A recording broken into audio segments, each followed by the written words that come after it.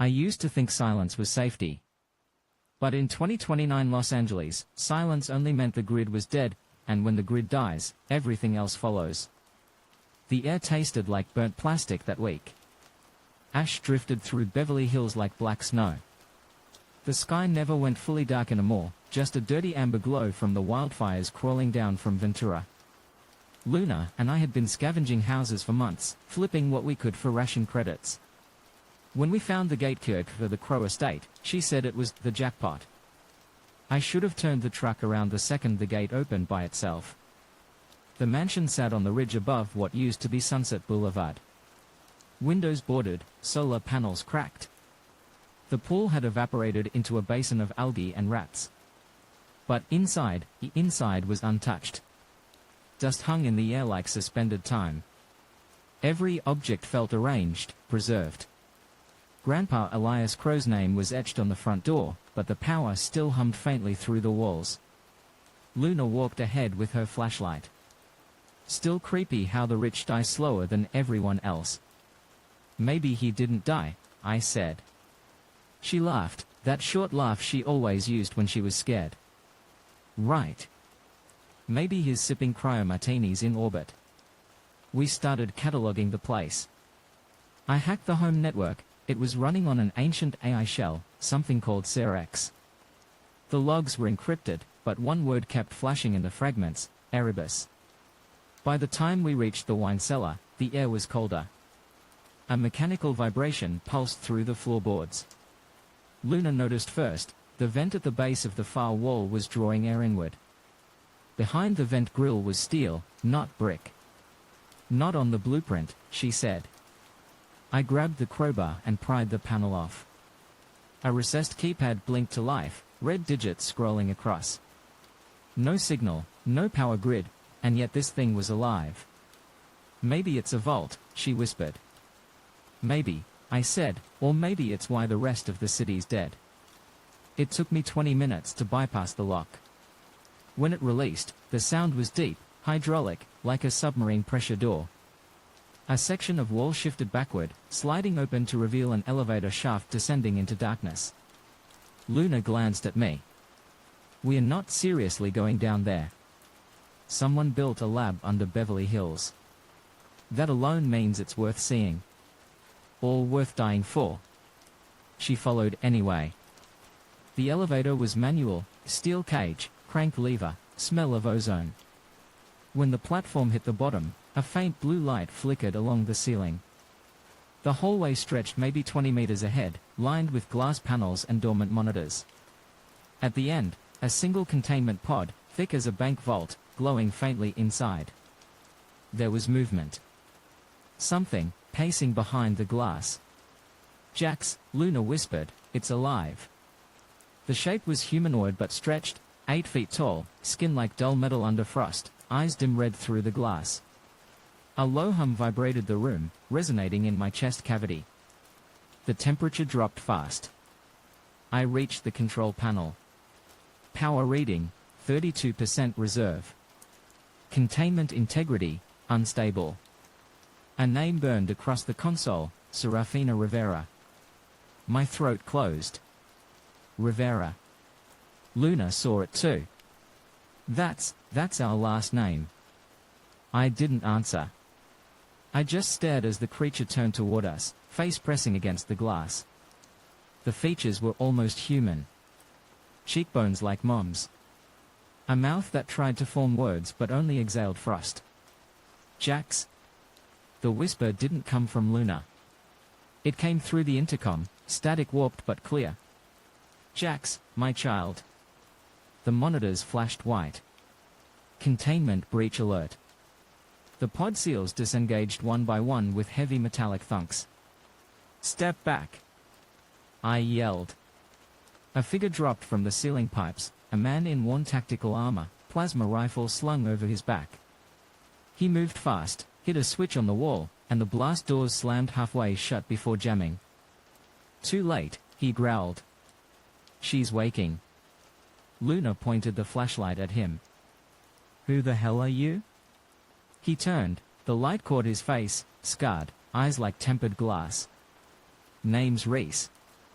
I was supposed to bury this place 20 years ago. The pod door exploded outward. A wave of cold air swept through, laced with static electricity.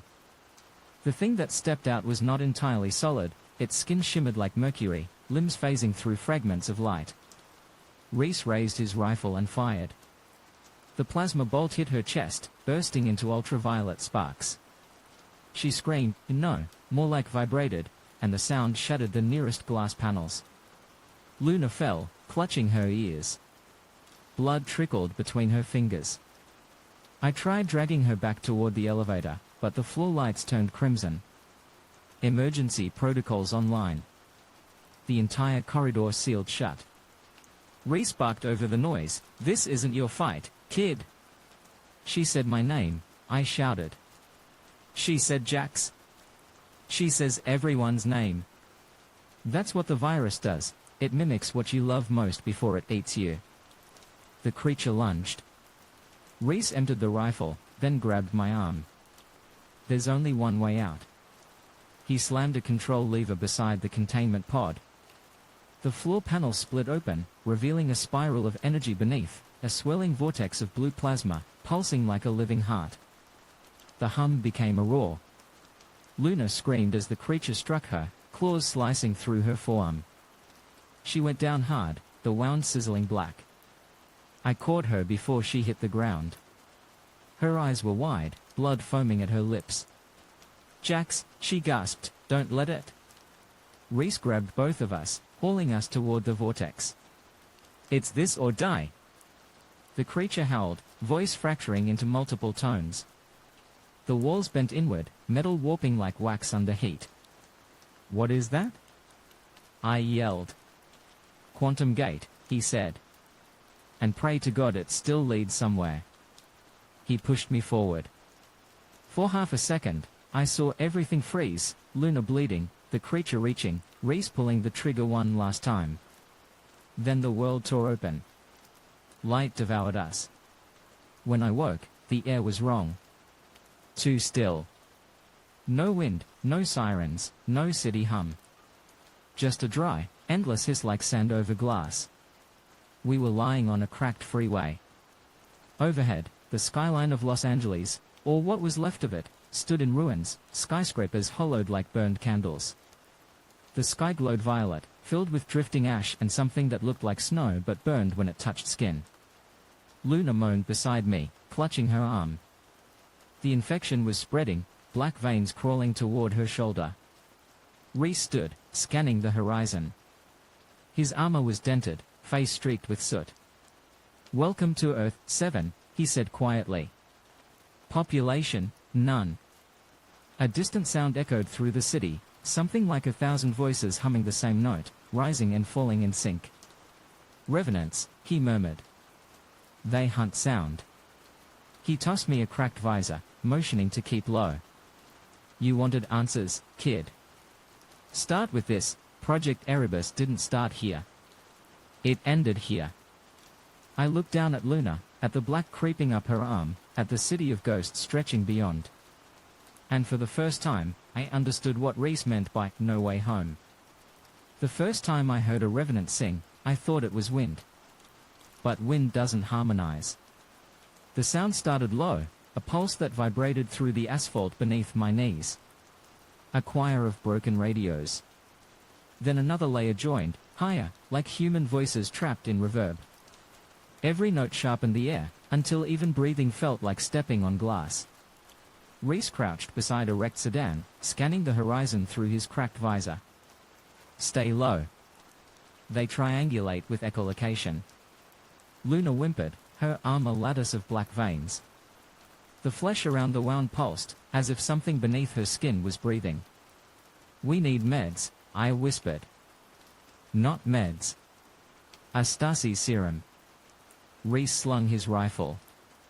"There's an Enclave outpost 12 clicks east. If it's still intact, they'll have what she needs." "Enclave?" I asked. "You'll see." We moved fast, weaving through collapsed freeways and overturned buses. The city looked fossilized, cars fused to the pavement, buildings cored by heat. Every few blocks, I caught shadows twitching on rooftops, following the sound of our footsteps. The revenants didn't run. They waited. Luna's breathing grew shallow. She tried to talk, but her voice was static, literal static, words dissolving into interference.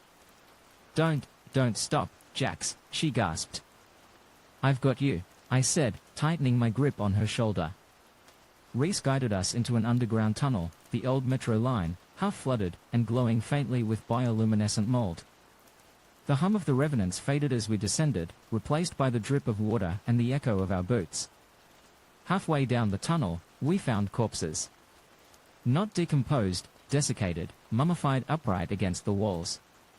Each one had a metal collar fused into their necks, wires leading up to the ceiling conduits. Luna shivered. What happened to them?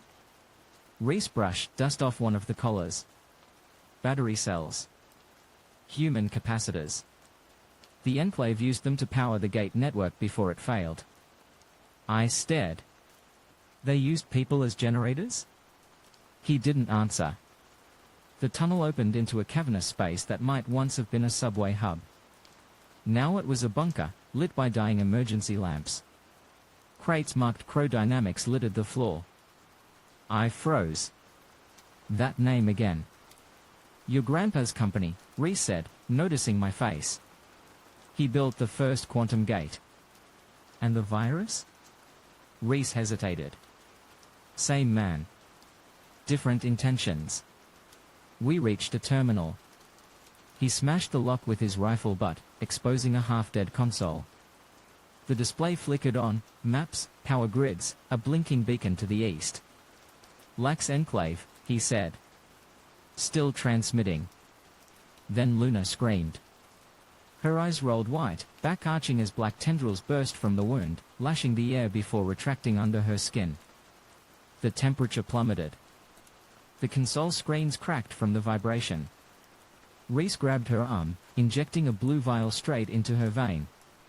She convulsed once, twice, then went limp. The black faded to gray. She's stable, he said, voice tight. But the infection's awake now. We've got 48 hours before it rewrites her DNA. What does that mean? It means after 2 days, she won't be your sister anymore. He stood, slinging Luna over his shoulder like she weighed nothing. Move. The serum just set off a thermal spike, they'll smell it. I didn't ask how revenants could smell through fire-burned skin. I just followed. We cut through maintenance corridors, past warning signs written in both English and something else, symbols like tangled circuitry. The deeper we went, the stronger the electromagnetic hum became, until sparks danced along the steel rails. Finally, the tunnel opened onto daylight, or what passed for it. The surface was a graveyard of aircraft, rusted fuselages, collapsed control towers, melted runways. Lax, or what remained. And in the center of it all, surrounded by walls of scrap metal and mounted turrets, stood the Enclave. It was less a city and more a scar, layers of scavenged tech welded into fortifications, humming with blue plasma coils. Drones hovered like insects, their sensors sweeping the ruins. Welcome to humanity's last bad idea, Reese muttered. We climbed the embankment, waving hands in the open to trigger the Sentry AIS. Beams of light pinned us in place. Voices barked over loudspeakers. Identify. Reese shouted back, Reese Kale, Delta Force, IDC, 497. 2 survivors, a civilian clearance. The gates didn't open. Instead, a group of soldiers emerged, armor sleeker than Reese's, visors tinted crimson. One stepped forward, rifle aimed at his chest. Kale's dead, she said. Reese sighed. Then I'm his ghost. The soldier's helmet split open, revealing a woman's face, sharp, pale, with eyes like molten silver. Colonel Slade Vortex. Well, she said, lips curling. The prodigal freak returns. I reached for Luna, but 2 guards yanked her away, scanning her arm. One of them flinched. Erebus strain detected. Contain her, Vortex ordered. Reese stepped in front of me. She's not a carrier, she's a victim. We can stabilize her. You've brought contamination into my fortress. You'll be lucky if I let you die clean. The soldiers dragged Luna toward a decontamination chamber. She stirred weakly, whispering my name, but I couldn't move. The barrel of a plasma rifle pressed against my ribs. Easy, hacker, Reese murmured. Let her test her little empire first. Inside the enclave, order replaced ruin. Streets paved with carbon steel, towers built from repurposed jet engines. Civilians, what few remained, walked in silence, each with a barcode tattoo under the ear. Loudspeakers blared messages about Ascension Protocol and quantum selection candidates. They led us to a command chamber filled with holographic displays. Vortex circled us like a shark. You brought Crow's bloodline here, she said, eyes locking on me. I should thank you. We've been searching for a Rivera for years. Why? She smiled. Because only Crow's kin can decrypt the gate matrix. Reese went still.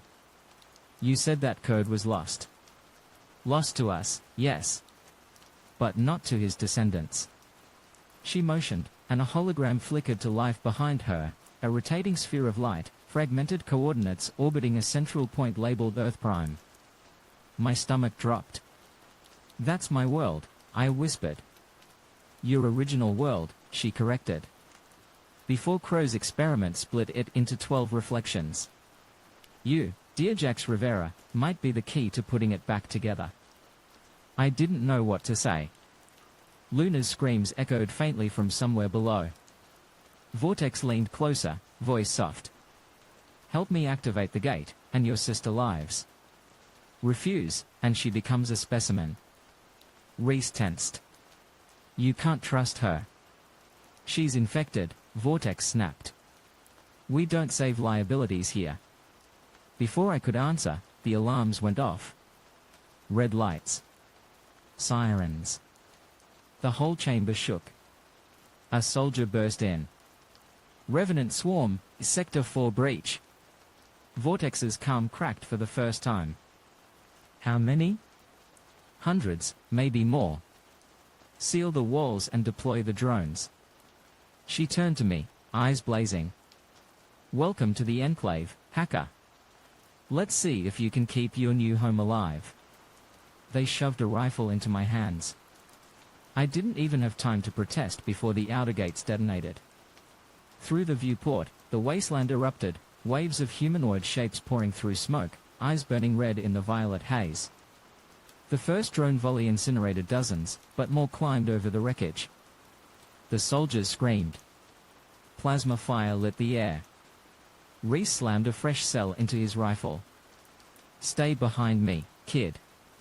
Where's Luna? She's in medical. We get her, we run. We sprinted through corridors collapsing under bombardment. The floor shook with each impact. I glimpsed shadows writhing along the ceiling, revenants breaching vents, dropping like spiders. Reese gunned them down, shouting coordinates into a comm that no longer responded. They've overrun command.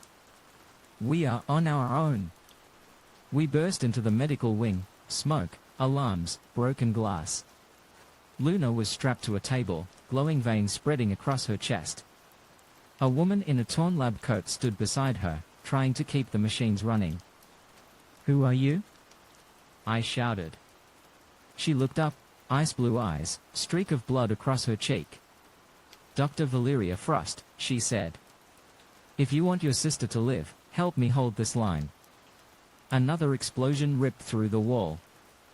Reese fired through the dust, screaming, move! Revenants inbound. And that's when I saw it, one of them, larger than the rest, crouched in the smoke.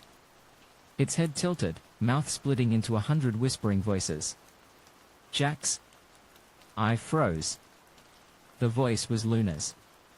Valeria pulled me down as plasma fire tore through the corridor. Don't listen, she yelled. They copy neural patterns from anyone within 10 meters. That's how they hunt. The creature shrieked, bursting into the room, limbs like molten glass. Reese met it head-on, stabbing his plasma bayonet through its chest. It exploded in light. But more came. Valeria grabbed Luna's stretcher controls. She's stable enough to move.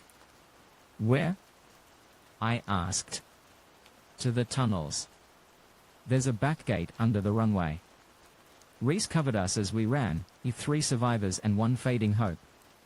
Behind us, the enclave collapsed in flames, towers melting under the swarm. When we finally reached the elevator shaft, Reese sealed the door with a grenade and turned to me. She's infected, he said quietly. I know.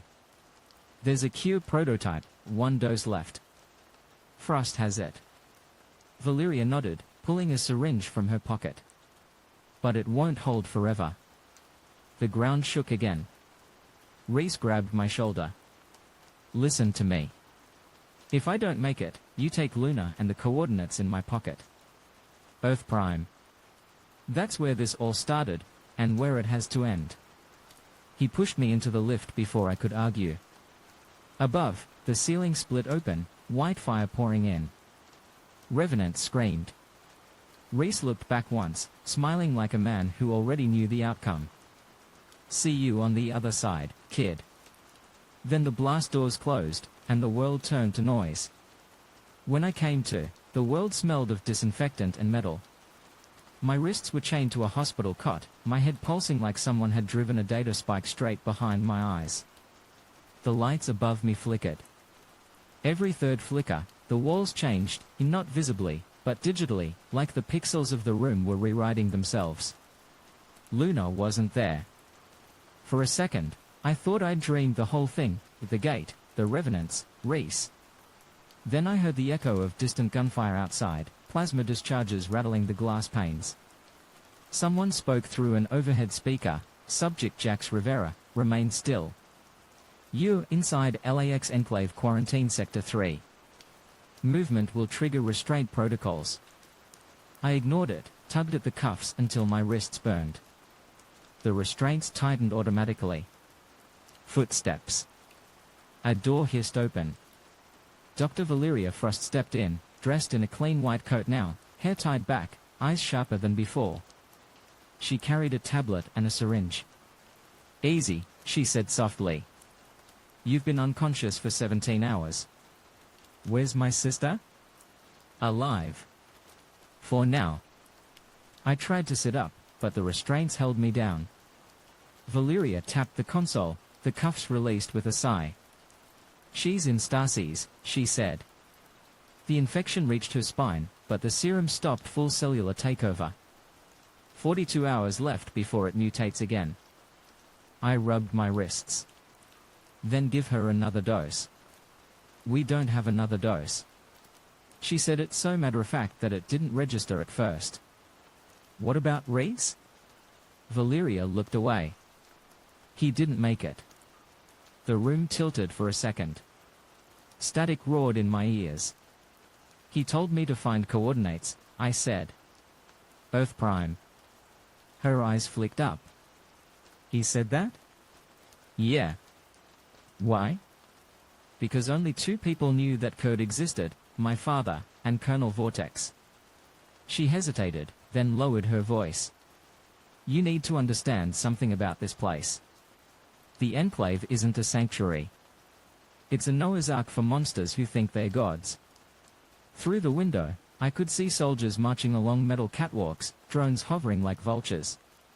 Down below, hundreds of civilians waited behind electrified fences, tagged and numbered. What are they doing? Selecting candidates for gate passage. 200 chosen to leave this Earth when the final breach happens. And the rest? Valeria didn't answer. The intercom crackled. Dr. Frost, report to command. The Colonel requests the Rivera asset. She closed her tablet. That's you. Command was built inside the old control tower, reinforced with black alloy and humming conduits. From here, the entire enclave sprawled beneath like a living circuit board. Colonel Vortex waited by a holographic display of the gate, a sphere of shifting light suspended between pylons. Her uniform gleamed like obsidian, her smile sharpened by fatigue. Mr. Rivera, she said, as if greeting a VIP guest. I trust you're comfortable. I said nothing. She gestured to the hologram. Do you know what this is? The reason everything went to hell? She laughed softly. Close. The reason everything can be reborn. She circled the display. Your grandfather, Elias Crow, envisioned a network of quantum tunnels, doors linking alternate Earths. He succeeded. But he underestimated entropy. Every gate bleeds energy. And what bleeds draws predators. Revenants. Precisely. She tapped the console. An image bloomed, human silhouettes mutating frame by frame into skeletal shapes of light. The Erebus virus isn't biological, she said. It's informational, a self-replicating pattern. It eats data, not flesh. People are just the storage medium. I stared at her. Then what does that make Luna? Half human, half signal. Something inside me cracked. She's my sister. She's a potential transmitter, Vortex said coldly. But I'm not without mercy. You help me stabilize the gate, I'll let Dr. Frost attempt a full extraction. Refuse, and Luna gets recycled with the others. I lunged at her before the guards could stop me. They slammed rifle butts into my ribs, knocking the air out of me. Vortex leaned close. You're not in a position to bargain, hacker. Be grateful I need you more alive than dead. Later, Valeria found me in a holding corridor overlooking the runway. Outside, the smog was thick enough to blur the dying sun. They're going to activate the gate tomorrow, she whispered. Your DNA signature matches the encryption key. They'll force-link you to it. I can break it, I said. Lock it down permanently. You'll die before you finish the hack. Then I die. No, Jax. She grabbed my arm. There's another way. My father can help, if he's still alive. General Frost? She nodded.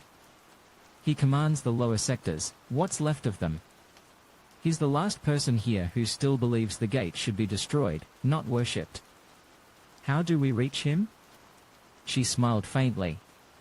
You forget who built the maintenance tunnels. We slipped out after curfew. The enclave at night looked almost peaceful, towers of blue light reflected in pools of rainwater, drones gliding in silent patrols. But beneath that calm was fear. I could feel it in the air, a pressure like before an earthquake. Valeria led me through an old baggage tunnel beneath the airfield. Pipes dripped condensation, and each echo sounded like footsteps that weren't ours. Halfway through, she stopped and opened a grate. This leads to Sector 9, my father's command post. A faint hum came from beyond the grate, generators, voices, gunmetal. We crawled through and dropped into a room filled with maps and flickering screens. An older man stood there, silver-haired, face carved by years of guilt. His left arm was mechanical, fingers glowing faint blue. Val, he said quietly. You shouldn't be here. Neither should you, Dad. He turned to me. You're Crow's grandson. Apparently. He studied me for a long time, then nodded. You have his eyes. Same look when he realized what he'd unleashed. General Frost poured a small measure of amber liquid into a metal cup and handed it to me. Drink. It'll help with the nausea. I didn't ask how he knew about the nausea, the dizziness that came every time the gate pulsed. He pointed to a schematic on the wall, a cross-section of the enclave and the gate beneath it. There's only enough power left for one more activation. Vortex plans to use it to flee. But if we reroute the conduits, we can collapse the field, permanently seal every connection between worlds. And my sister? She'll die either way, he said softly. Unless you reach Earth Prime. That's where Crow stored the original code, the antivirus pattern that can reset human DNA. I looked at Valeria. You knew. She nodded. I wanted to tell you when Luna stabilized. The general handed me a data chip. Coordinates to Earth Prime. Hidden under Terminal A-17. You'll need Reese's gate key to activate it. He's dead. Frost smiled sadly. Then pray he left it where I think he did. Before I could ask what that meant, the alarms blared again, deep, rhythmic, not the usual invasion tone. Valeria froze. That's not an attack alarm. The general's face hardened. It's a purge signal. We ran to the monitors. Security feeds showed soldiers marching through residential sectors, dragging civilians out of shelters. Drones sprayed white gas into the crowds. Vortex's voice filled the intercom. Initiating Ascension Protocol. Non-selected citizens will be repurposed for neural energy extraction. Glory to the new world. The general slammed his fist on the table. She's powering the gate with people. The screens went black. He turned to me. We move now. Take the chip. Find Luna and Frost's serum vault. Meet me at the hangar tunnels. I hesitated. What about you? He loaded a plasma revolver. I'll slow her down. Valeria grabbed my hand. Come on. The corridors were chaos, alarms screaming, smoke rolling through vents, soldiers firing on anything that moved. Civilians ran blind, coughing blood. The air stank of ozone and burning circuits. We ducked behind a collapsed bulkhead. Valeria's comm crackled with her father's voice. Vortex triggered the revenant pods. They're inside the walls. Get the girl and get out. We reached the medical wing. Luna's Stacy's pod glowed faint blue. She looked peaceful, as if sleeping, except for the faint tremor in her fingers. I lifted her gently. Hey, sunshine. We are leaving. Valeria prepped the portable stabilizer, locking it around Luna's chest. This will buy us 30 minutes. A loudspeaker boomed overhead, containment breach in sublevel 6. Revenant strain S-13 released. Then the floor vibrated, and the scream started. We sprinted toward the hangar tunnels. The ceiling cracked, dust raining down. Behind us, figures emerged from the smoke, revenants wearing Enclave armor, faces glitching like corrupted files. Valeria fired short plasma bursts. Keep moving. One lunged at me. I swung the rifle, smashed its jaw, fired point blank. The light burst painted the corridor blue. We reached the tunnel gate, sealed shut. A biometric scanner blinked red. Valeria cursed. It needs her father's code. Then we find him. I turned, and froze. General Frost stood at the far end of the hall, bleeding from his shoulder, gun smoking. Already here, he rasped. He tossed me a keycard slick with blood. Take her. End this. Valeria's eyes filled with tears. Dad? He cut her off. Go. Behind him, Colonel Vortex appeared in the haze, armor scorched, plasma sword ignited. Her voice was calm, almost serene. Traitors don't get to choose their exit. Frost raised his gun. Neither do tyrants. He fired. The blast hit the ceiling, collapsing the hallway between us. Valeria screamed. I dragged her and Luna through the tunnel as fire roared behind. When the gate sealed, the world fell silent again, except for the faint hum of the stabilizer against Luna's heart. Tunnels have their own kind of heartbeat. You don't hear it, you feel it, pulsing through the steel like something alive under the ground. That heartbeat was the only thing holding me together as we ran. Luna's weight pressed against my back, her breathing shallow through the stabilizer harness. Valeria led the way, flashlight trembling across rusted walls. Behind us, the Enclave was dying, one long mechanical scream echoing through miles of buried corridors. Every few seconds, a shockwave rolled through the metal, shaking dust from the ceiling. She won't stop, Valeria said. Vortex will burn the whole Enclave if it means taking the gate with her. Then we don't give her the chance. We reached a maintenance junction where 5 tunnels split like veins. Signs in faded paint marked cargo, reactor, runway, drainage, and one word scratched in fresh chalk, gate. Valeria hesitated. He told you about Earth Prime? Yeah. Then that's where we go.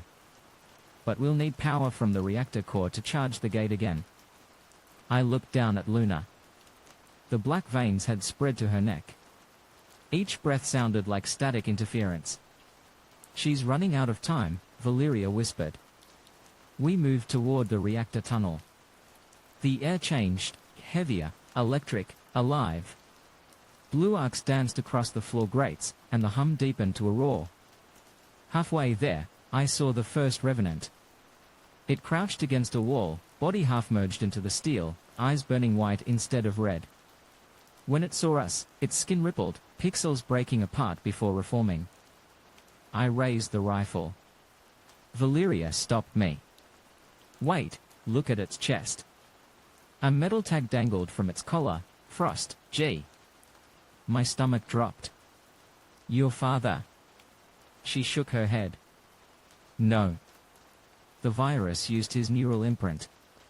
The revenant twitched. Then it spoke, voice overlapping between Frost's baritone and digital static. Seal the gate before she opens the sky. It shuddered once and disintegrated into ash. Valeria stared at the dust. He's still in there somewhere. Then let's make sure his message isn't wasted. The reactor chamber was a cathedral of machinery, turbines humming, plasma conduits glowing a furious blue. The power grid was unstable, flickering between overload and collapse. Valeria sprinted to the control panel. I can reroute 40% to the gate. That's all. Do it. I laid Luna beside a coolant pipe, brushing her hair from her face. Her eyes fluttered open. Jax? I'm here. She smiled faintly. I saw Mom, in the light. Don't talk, okay? Save your strength. Her fingers gripped my wrist weakly. You always try to fix everything. Some things aren't bugs, they are endings. Then she slipped back into unconsciousness. Valeria's voice cut through. Reactors primed, but the manual relay is jammed. We need to open it by hand, on the lower level. Of course we did. We descended the spiral stairs into the maintenance deck. Heat pressed from every side, the air shimmering like liquid glass. The relay lever was across a narrow catwalk suspended over a pit of molten plasma. I'll go, I said. Valeria shook her head. You don't know the sequence. Then tell me fast. She sighed, shouted instructions over the roar, pull the red lever, then the green, then hold the black till the turbines sink. I nodded and stepped onto the catwalk. The metal groaned beneath my boots. Halfway across, something slammed into the catwalk from below. I dropped to one knee. A clawed hand tore through the grating, grabbing my ankle. I fired downward, the plasma bolt burned through the creature, but 3 more climbed up the support beams. Revenants! I yelled. Valeria drew her sidearm and fired, but there were too many. The tunnel walls glowed crimson as the reactor light flickered. I reached the relay, yanked the red lever. The turbines screamed. Pulled the green, sparks erupted. When I grabbed the black handle, it resisted, fused with rust. Another revenant lunged. I kicked it away, braced both arms, and pulled. The lever snapped free. The whole chamber shuddered as power surged. Blue light filled every crevice, and for a heartbeat, the revenants froze mid-motion, silhouettes caught in data stases before collapsing into ash. Valeria's voice echoed through the noise. It worked! Gates charging. I barely heard her over the alarms. Reactor critical. Temperature rising. Let's move! We sprinted back toward the main tunnels. Overhead, metal screamed as explosions rocked the enclave above. The smell of ozone and burning plastic chased us like ghosts. At the next junction, a comm channel crackled in Valeria's headset. Vortex to all units. Kill switch initiated. Collapse the tunnels. No survivors. Valeria's face went pale. She's going to bury the gate. Then we outrun her. We burst into the gate chamber, a vast underground hangar now shaking apart. The quantum gate floated in the center, a sphere of blinding blue surrounded by collapsing pylons. Energy whipped across the air, warping space itself. Luna stirred as we laid her near the console. "We are here," I told her. Valeria plugged the reactor conduit into the gate's core. The energy stabilizers roared to life. "We've got 90 seconds before overload." "Coordinates loaded?" She hesitated. "There's a problem. Reese's key, it's missing." I reached into my pocket, fingers brushing against the scrap of bloodstained paper he'd shoved there before the explosion. "Coordinates. Will this do?" Valeria scanned it, frowning. "It's smudged, one character's unreadable. Guess we'll gamble." She entered the code. The gate flared, colors splitting like oil in water. Then the floor hatch blew open. Colonel Vortex rose from the smoke, armor cracked but eyes alight with fanatic fire. She carried a plasma sword in one hand, and in the other, a remote detonator. "I told you, Rivera," she hissed. "The gate belongs to those strong enough to control it." Valeria drew her pistol. "You're insane." "No," Vortex said. "I'm chosen." She pressed the detonator. Explosions rippled through the outer walls, sending debris raining down. I shoved Luna's stretcher closer to the gate. "Start it." Valeria hesitated. "We won't survive the jump if the field's unstable." "We won't survive here either." Vortex charged. I met her halfway, locking the blade with the rifle stock. Heat seared my hands. She was stronger, faster, or augmented. "You think you can run from this world?" she snarled. "Every Earth falls the same way." She slashed. I ducked, drove the butt of the rifle into her helmet. It cracked. She smiled through blood. Behind her, Valeria screamed, "Gates open!" The sphere expanded, light devouring everything. Vortex lunged again, but this time Valeria was there, grabbing the sword mid-arc. The blade cut through her shoulder, but she jammed the plasma pistol under Vortex's chin and fired. The explosion threw both of them backward. I caught Valeria as she fell. Blood soaked her coat. "Go," she gasped. "Get Luna through." "What about you?" She smiled faintly. "I'll buy you time." She turned, staggering toward the control panel, smashing every failsafe in sight. The gate flared white. Vortex rose again, half her face burned away, eyes glowing like twin suns. "You can't kill what's already transcended," she rasped. Valeria looked back at me, then at Luna, then pressed a single key. "Transcend this." The floor erupted. Plasma engulfed the chamber. I grabbed Luna's stretcher, sprinted into the collapsing light. For an instant, gravity ceased to exist. Sound inverted. My skin felt like data, rewriting itself mid-air. Then, is silence. I woke on a concrete floor, air thick with dust. The light outside the broken window was gold, not the dying violet of Earth 7. We were in another world. Luna stirred beside me, still breathing, though faint. The stabilizer was dead, its screen blank. Through the window, I saw a skyline I recognized but shouldn't have, Los Angeles, intact, bright, alive. Billboards glowed. Traffic moved. A news drone passed overhead broadcasting a date, June 7, 2019. The same day my parents died in the Long Beach explosion. I stared at the reflection of my face in the cracked glass, older, haunted. Somewhere in the distance, thunder rumbled, not natural, not weather. Quantum static. We hadn't gone home. We'd gone backward. When the world rebuilt itself around me, it did so without mercy. Colors bled backward into reality, billboards rewinding, smoke folding into factory stacks, sirens fading to the hiss of early morning traffic.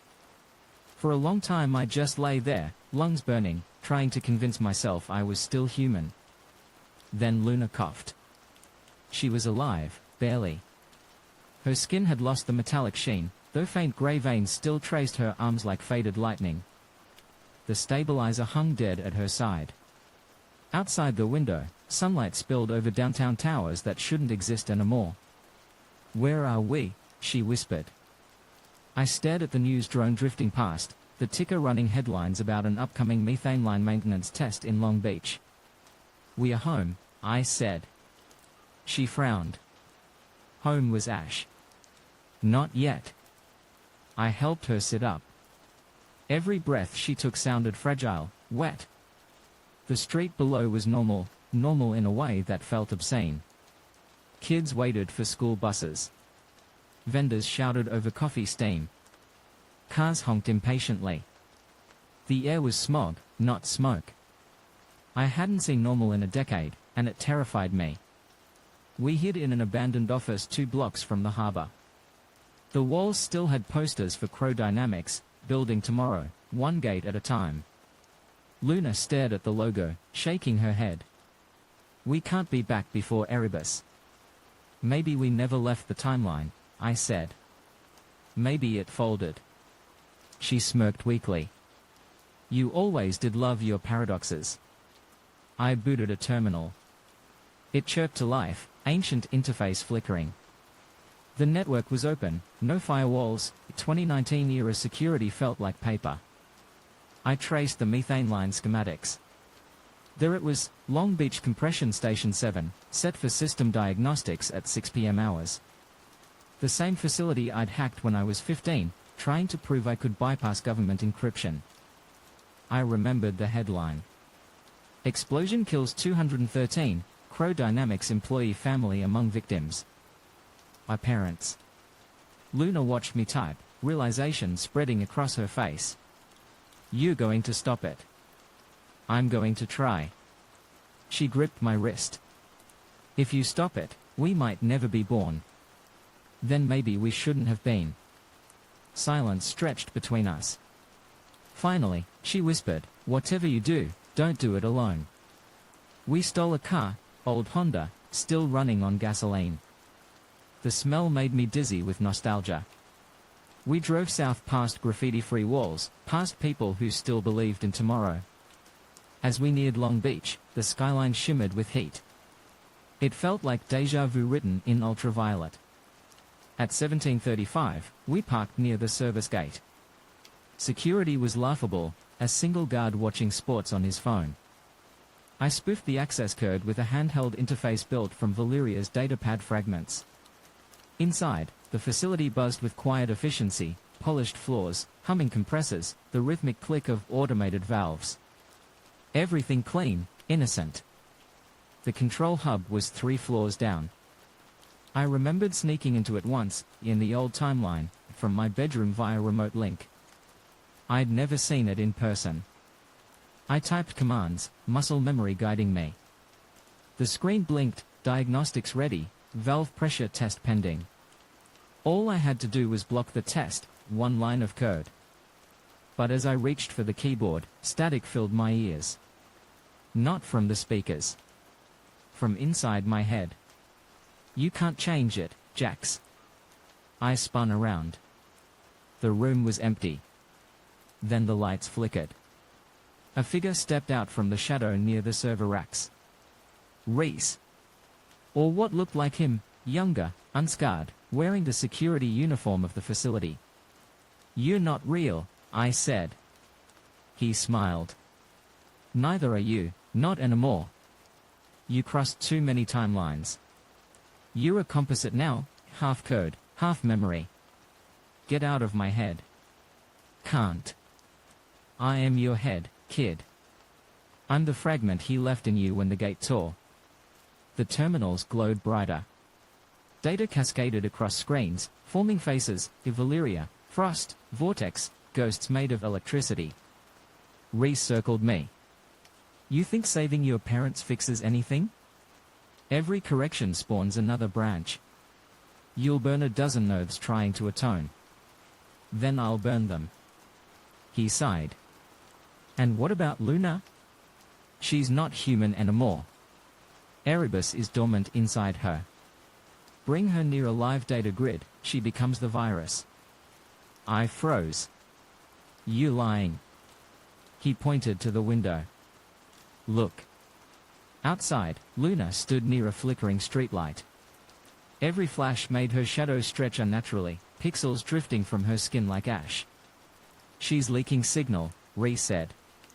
If you stop the explosion, Erebus never burns itself out. She'll infect this world instead. My hands shook. There was no right answer: save our parents and doom a billion, or let them die and keep the virus contained. Rhys stepped closer, voice soft. You don't fix hell by changing doors, kid. You survive it by walking through. Then he was gone. 6 p.m. approached. Alarms armed. Pressure lines climbed on the monitor, green to yellow to red. I stared at the keyboard. One command. That was all. Luna entered quietly, eyes hollow. I heard him, she said. Rhys. Or whatever version of him lives in us. Then you know what happens if I stop this. She nodded. If I live, others die. If I die, others live. She smiled, a soft, broken thing. You always needed someone to tell you when to let go. Before I could stop her, she stepped toward the main conduit panel, placed her hand on the emergency vent switch. The black veins across her arm flared bright red. Luna, don't. She pressed it. The vents screamed open, releasing raw methane into the night. I lunged forward, but she turned, eyes shining silver. Let it happen, she whispered. Let it all end right this time. She kissed my forehead, warm, human, and shoved me back. The pressure gauge spiked. Then the world ignited. When I woke, I was outside, in the same street I'd seen from the future, but now it was a war zone. Flames licked the skyline. The blast had gutted the entire district. Sirens wailed in every direction. I stumbled through debris, ears ringing, searching for her. Found her in the wreckage of the control tower, half buried under steel. Still breathing. Barely. Jax, she rasped. I've got you. Don't you see? We did it right this time. They live. I followed her gaze. Across the street, 2 paramedics pulled survivors from a collapsed house, our parents. Coughing, alive. Tears blurred my vision. Luna, you. She shook her head. No more loops. Her skin glowed white, light spilling from every pore. I felt static crawl across my arms. Stop, please. She smiled, eyes turning pure light. Goodbye, Jax. She disintegrated in my arms, no fire, no scream, just a burst of blue particles rising into the smoke, like data returning to its source. The shockwave that followed knocked me flat. When I looked up, the sky wasn't sky anymore. A ring of blue lightning rippled through the clouds, the gate, opening on its own, pulsing in time with my heartbeat. And then I heard her voice, soft, everywhere. The gate's not gone. It's waiting. I don't remember walking to the crater. Only the light, so bright it felt like drowning. In its center, a single object floated, Valeria's quantum key, intact, humming. I picked it up, and the world around me fractured into reflections, 12 versions of Los Angeles overlaid like broken glass. In one, the city was whole. In another, it was ruins. In another, nothing but sand. Every choice, every timeline, all bleeding into one another. I heard footsteps behind me. Rhys, or maybe another Rhys, approached, coat torn, eyes tired. Told you, kid. There's no fixing time. Only carrying it. What now? I asked. He pointed to the horizon, where the gate's light shimmered like a sunrise. Now you decide whether to close it, or follow her through. The wind carried the smell of ozone and burnt earth. Sirens wailed distantly, human sounds, fragile and real. I looked once more at the house where our parents stood alive, dazed, unaware. Then at the gate, still trembling open, whispering with Luna's voice. For the first time, I didn't know which world was mine. The fire in Long Beach burned for 3 days. From the ridge above the harbor, I watched plumes of smoke coil into the sky like the ghosts of every decision I'd ever made. Sirens echoed off the water. Searchlights swept across twisted steel, the smell of gas and salt bleeding together. Somewhere under that wreckage lay the girl who'd traded her life to fix my mistake. Luna was gone. The city didn't know her name, didn't know she'd saved it. They'd write the explosion off as a pipeline malfunction. The world would move on. But the gate didn't. It hung over the bay like an aurora wound in glass, half open, bleeding colors that didn't belong to this spectrum. Each pulse carved ripples through the clouds, syncing with my heartbeat. Every time it flashed, I heard her voice. "You're not done yet, Jax." By the third night, I'd built a shelter out of shipping crates and half-dead electronics. The quantum key hummed constantly, refusing to power down. I tried burying it, submerging it, even shooting it. It always reappeared next to me by morning. Reese came at dawn, like always, boots crunching gravel, face older than any version I remembered. He sat beside me without speaking. "Thought you were dead," I said. "Been dead 3 times. Doesn't stick." He stuttered the gate. "She's in there, you know." "I know. And you're thinking about following her." I didn't answer. He lit a cigarette, the ember flaring orange against the blue glow. "You cross again, there's no coming back. The field's collapsing. One more jump, it'll fold every branch together, no guarantees what survives." "Maybe that's the point," I said. "No more branches. No more loops." He exhaled smoke through a laugh. "You sound like Crow before he fried half the multiverse." I stared at the horizon, where dawn struggled to break through the storm. He built the gate to find a better world. I'll settle for a true one. Reese stood. "Then do it quick. The timelines are bleeding already." He tossed me something, a data drive, old and scorched. Frost's antivirus. I pulled it from the Enclave servers before everything blew. "Upload it inside the gate, maybe you shut it down for good." "And you?" "I'm tired of running universes. I'll watch this one burn in peace." He walked into the fog and didn't look back. I carried the key and the drive to the shoreline. The gate loomed taller than a skyscraper now, reflecting impossible constellations across the waves.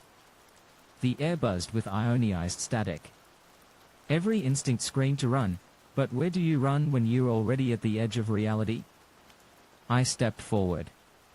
Sand turned to glass beneath my boots.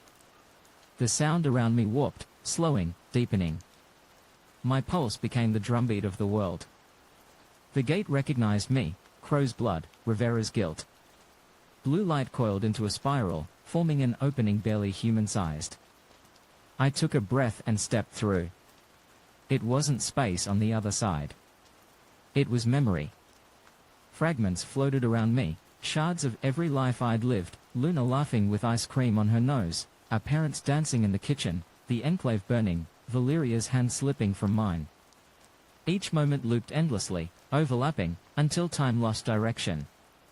A shape emerged from the light. Luna. But not the Luna I buried, this one glowed with the calm of someone unburdened. Her eyes were galaxies. Her voice was a vibration inside my bones. "You found it," she said. "I wasn't looking for salvation." "Then what?" "Closure." She smiled. "There isn't any." I reached out. My fingers passed through her like mist. "You're data now," I whispered. "So are you. You crossed too many times. Flesh can't keep up with that kind of guilt." I held up the drive. Frost's antivirus. It can seal the gate. Stop the bleed.